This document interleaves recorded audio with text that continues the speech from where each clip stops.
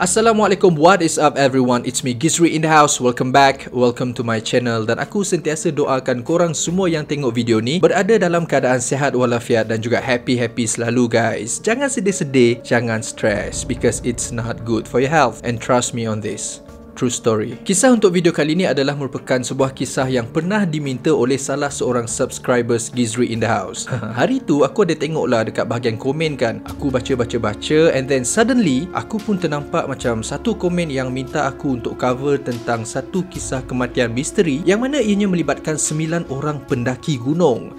To me, it looks interesting. Cerita dia macam best tau, sebab misteri tu kan. So, selepas aku cari maklumat, aku cari details tentang kisah ni. And yes, kisah ni guys, memang banyak melibatkan teori konspirasi. Banyak pendapat, yalah kan, sebab kematian diorang ni memang telah menjadi tanda tanya oleh banyak pihak selama beberapa dekad. So, aku tak nak buang masa korang semua. Jom, kita bincangkan kes ni satu persatu. Kita tengok macam mana kes ni berlaku. Macam biasa, my name is Gizri. And this is the story.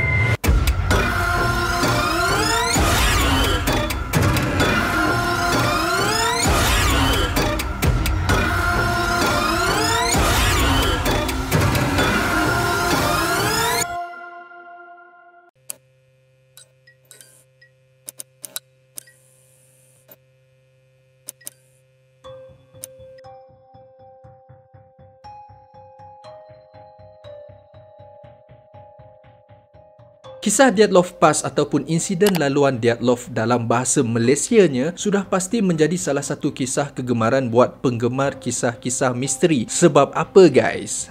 Sebab jalan cerita Dyatlov Pass ni seolah-olah seperti dalam cerita filem survival seram. Kalau korang pernah tengok cerita dekat Hollywood, cerita yang macam A Quiet Place, The Mist, Underwater, Dawn of the Dead, cerita-cerita yang macam ni guys, cerita yang mungkin akan menaikkan adrenalin korang. So, Dyatlov Pass ni pun samalah, lebih kurang macam cerita-cerita ni. Cuma Dyatlov Pass ni adalah merupakan satu kisah benar. This is the true story, di mana ianya mengisahkan tentang 9 orang pendaki gunung yang telah ditemui mati dalam keadaan yang mengerikan tanpa diketahui punca sebenar apa yang menyebabkan kematian mereka.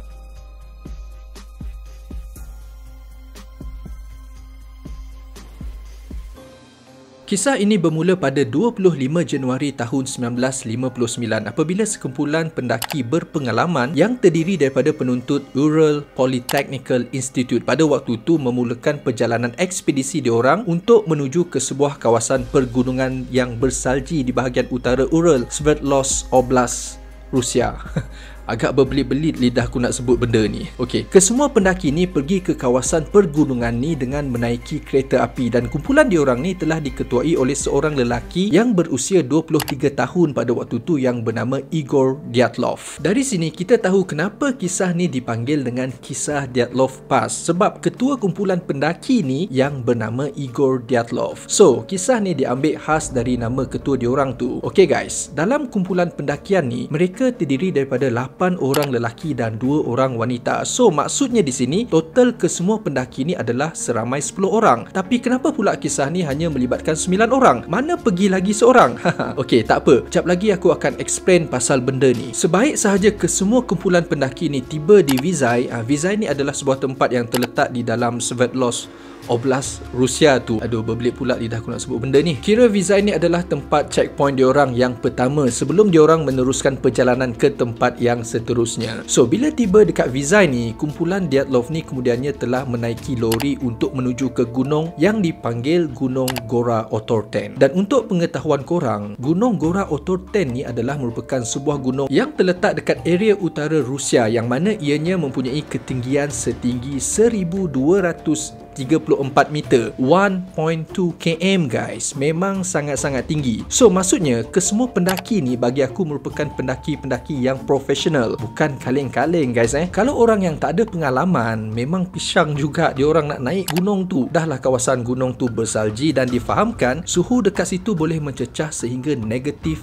30 darjah Celsius. Korang bayangkan betapa sejuknya dekat atas tu. Silap-silap hari bulan, aku tak naklah cerita kan. Boleh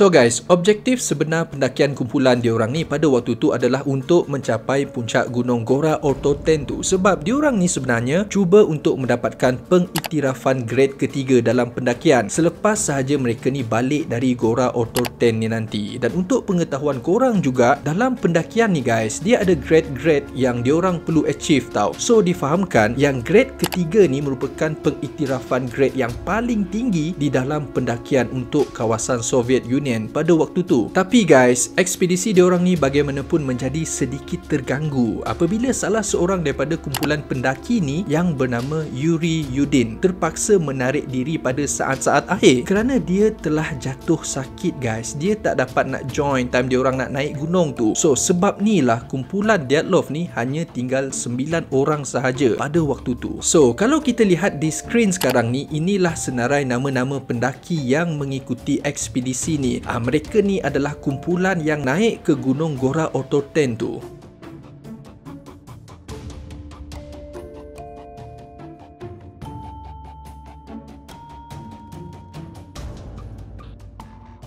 Mengikut rancangan asal kumpulan Dyatlov ni, mereka sepatutnya pulang semula ke Vizhai pada 11 Februari. Kan awal-awal tadi start pada 25 Januari kan? So lebih kurang dalam 17 hari macam tu guys. Tapi selepas hari demi hari berlalu, masih tak ada sebarang perkabaran berita tentang mereka semua ni. Kalau sehari dua tu mungkin okey sikit lah kan, kemungkinan delay ke, ada masalah teknikal ke. Tapi yang ni tak guys. Selepas sehari, 2 hari, 3 hari, 4 hari, 5 hari, masih juga tak ada apa-apa berita. Sehinggalah pada 20 Februari tahun 1959, lebih kurang 9 hari selepas tarikh yang sepatutnya diorang patah balik ni, pihak berkuasa akhirnya telah mengambil keputusan untuk melancarkan operasi pencarian dengan skala besar-besaran yang mana pada waktu tu turut disertai oleh anggota keluarga, guru-guru dan juga kenalan-kenalan kumpulan pendaki ni.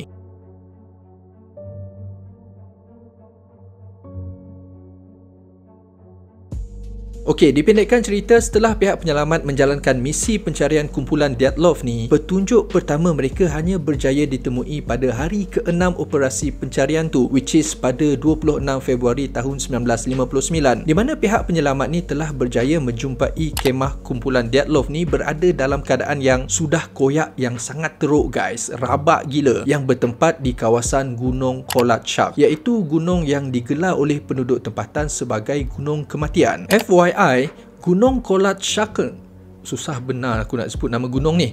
Okey, Gunung Kolatchak ni sebenarnya terletak lebih kurang 20 km dari destinasi yang sepatutnya kumpulan Dyatlov ni pergi. Memang agak jauh juga guys, 20 km tu. Dan dalam pencarian tu juga, pihak penyelamat telah menemui kesan tapak kaki kumpulan pendaki ni di luar kemah hingga ke kawasan hutan yang berhampiran. Maksudnya guys, kemungkinan kumpulan Dyatlov ni telah melarikan diri daripada sesuatu yang ada dekat tempat tu. Okey, setelah beberapa hari pihak penyelamat ni melakukan aktiviti pencarian diorang, akhirnya pihak penyelamat telah berjaya menemui beberapa orang daripada kumpulan pendaki ni guys. Tapi yang sedihnya, mereka dijumpai dalam keadaan yang dah tak bernyawa. Diorang dah mati guys. Dan mayat Krivonishenko dan juga Doroshenko merupakan antara mayat terawal yang dijumpai. Mayat mereka berdua ni dijumpai dalam keadaan yang hanya berpakaian seluar dalam dan berkaki ayam di kawasan bawah batang pokok. Dekat situ guys, berseluar dalam dan berkaki ayam.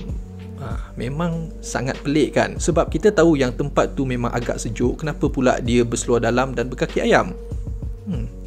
Berdasarkan penemuan kulit mangsa yang melekat pada batang-batang pokok dekat area tu telah memberi teori awal bahawa kedua-dua mangsa yang dijumpai ini sebenarnya mereka berdua pada waktu tu mungkin telah cuba untuk memanjat pokok bagi meninjau kawasan tapak perkemahan diorang. Sementara tu, mayat Dyatlov, Kolmogorova dan Slobodin pula ditemui tidak jauh dari tapak perkemahan diorang, di mana mereka bertiga ni disyaki mati ketika mereka sedang cuba untuk berpatah balik ke kawasan kemah. Dalam dalam penemuan ni guys, mayat Dyatlov dikatakan dilihat dalam keadaan posisi yang cuba untuk melindungi kepalanya daripada sesuatu. Lebih kurang macam ni guys. Mayat Slobodin pula ditemui dalam keadaan menyarap dengan tengkoraknya retak, manakala mayat Kolmogotova ni telah berlumuran dengan darah. So, maksudnya sekarang ni pihak penyelamat hanya telah berjaya menemui sebanyak 5 mayat sahaja pada waktu tu, manakala 4 lagi mayat belum dijumpai. Dan akhirnya guys, saki-baki mayat mangsa yang lain ni hanya berjaya ditemui pada 2 bulan berikutnya. Memang sangat-sangat lama gila guys. 2 bulan tau. Mayat Zolotaryov, Tiburks, Vriknolel, Kolevatov dan juga Dubinina dijumpai dalam keadaan tertimbus di dalam salji dan dikuatiri menjadikan mereka berempat ni di antara yang terawal menemui ajal mereka. Dan keadaan mayat mereka berlima ni pula dijumpai dalam keadaan yang berpakaian lengkap. Dan selain tu juga guys, dikabarkan waktu dijumpai tu lidah Dubinina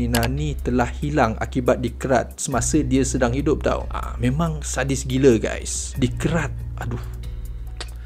Walau bagaimanapun, menerusi dokumentari Lemino yang berjudul The Dyatlov Pass Case, dalam dokumentari itu laporan perubatan Dubinina hanya menyatakan bahawa lidahnya hilang. Dalam tu tak dinyatakan sebarang butiran yang mengatakan lidah Dubinina ni dikerat ke, ditarik ke, digigit ke dan sebagainya.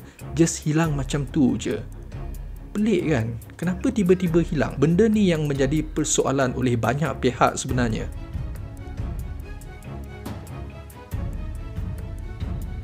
Selepas kejadian ni menjadi viral pada waktu tu, boleh dikatakan kes kematian ni merupakan satu kes kematian yang dicurigai dan juga misteri. So, banyaklah keluar teori-teori dari pelbagai pihak tentang kes ni guys. Yang pertamanya adalah mereka semua ni dikatakan mati akibat runtuhan salji dekat area pergunungan tu, di mana runtuhan salji tu yang terjadi pada malam kejadian mungkin telah menyebabkan suasana yang huru-hara dan panik kepada mangsa-mangsa ni, dan kemudiannya mangsa-mangsa ni terpaksa mengoyakkan kemah mereka untuk melarikan diri kerana diorang mungkin berasa bimbang yang akan berlakunya runtuhan salji yang seterusnya. Teori yang keduanya pula adalah angkara Puak Mansi yang tinggal tak jauh dari tapak perkemahan mangsa-mangsa ni guys. Puak Mansi ni adalah puak yang tinggal dekat area tu. Dikabarkan pada waktu tu telah berlakunya satu pergaduhan di antara kumpulan Dyatlov dan juga Puak Mansi, di mana ianya dipercayai disebabkan oleh kepercayaan Puak Mansi tentang kawasan pegunungan tu. Walau bagaimanapun, sekali lagi teori ni dikatakan sangat lemah guys, kerana Puak Mansi sendiri yang merupakan antara sukarelawan yang terlibat dalam operasi pencarian kumpulan Dyatlov dan juga seperkara lagi guys. Puak Mansi ni sebenarnya mereka tak mempunyai sebarang peraturan yang mana membenarkan mereka untuk menyerang mana-mana pihak. Diorang bukan jenis puak-puak yang pergi attack orang suka-suka hati diorang. Diorang tak macam tu guys. Teori yang ketiga pula adalah teori uji kaji pihak tentera yang juga merupakan teori yang paling hangat diperdebatkan. Pada waktu tu, kumpulan Dyatlov ni berkemungkinan telah terserempak dengan sekumpulan tentera yang sedang melakukan uji kaji senjata, ataupun kumpulan Dyatlov ni telah menemui sebuah makmal rahsia dekat area tu, dan disebabkan pihak tentera tak nak rahsia diorang terbongkar, diorang terus bertindak dengan serta-merta untuk membunuh kumpulan Dyatlov. Teori ni juga telah disokong oleh Yuri Yudin, iaitu salah seorang pendaki yang sepatutnya naik sekali tapi last minute tu dia tarik diri sebab sakit tu kan. Dia ni kerana dia sendiri telah menemui beberapa barangan di tapak perkemahan yang bukan milik kawan-kawan dia. Tapi guys, mengikut laporan tentang kes ni, diorang cakap tak ada sebarang penemuan rekod bukti pun untuk uji kaji senjata yang pernah dijalankan di tempat kejadian. So teori ni macam stop dekat situ je tau. Dia stop di tengah jalan je.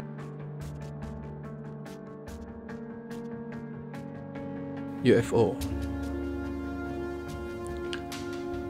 Okay. Teori UFO ni sebenarnya telah dicetuskan sendiri oleh salah seorang penyiasat kes Dyatlov yang bernama Lev Ivanov, dan menurut Ivanov ni, dia telah mendapati bahawa beberapa permukaan pokok dekat area mayat-mayat mangsa ni dijumpai telah terbakar, mungkin disebabkan oleh UFO. Ini dia punya teori lah. Dan sekali lagi guys, teori ni bagaimanapun dianggap teori yang paling mengarut sekali sebab tak ada sebarang bukti yang kukuh untuk mengaitkan kewujudan makhluk asing di tempat kejadian. Lagipun Ivanov ni sendiri sebenarnya merupakan seorang yang begitu taksub dengan UFO. So dia buatlah teori UFO ni guys. Okey, teori yang kelima pula adalah mangsa-mangsa ni telah dibunuh oleh makhluk yang bernama Yeti. So, apa pula Yeti ni kan? Makhluk apa pula ni? Mengikut cerita rakyat Nepal, Yeti adalah merupakan sejenis makhluk bersalji yang digambarkan menyerupai beruk dan mempunyai saiz tubuh badan yang besar dari manusia normal. Kalau dekat US, diorang percaya wujudnya Bigfoot. So, dekat Nepal pun sama, diorang percaya wujudnya Yeti. Yeti ni digambarkan lebih kurang macam Bigfoot, cuma bulu dia je dikatakan berwarna putih, dan rakyat-rakyat Nepal ni percaya yang Yeti ni tinggal di kawasan-kawasan pergunungan yang bersalji. Menerusi sekeping gambar yang ada di dalam kamera milik Thibault Bricknellel, iaitu salah seorang mangsa kejadian, terdapat satu imej yang dikatakan sebagai Yeti. Tapi guys, setelah foto tersebut diteliti, diperhatikan dengan betul-betul, imej tu berkemungkinan adalah salah seorang daripada anggota kumpulan Dyatlov sendiri. Lagipun memang tak ada sebarang tanda serangan ataupun kesan tapak kaki haiwan ditemui di tempat kejadian. Satu lagi perkara yang memang tak boleh dipertikaikan adalah kewujudan makhluk Yeti itu sendiri yang masih lagi tak pernah dibuktikan sehingga ke hari ini. So korang rasalah kan,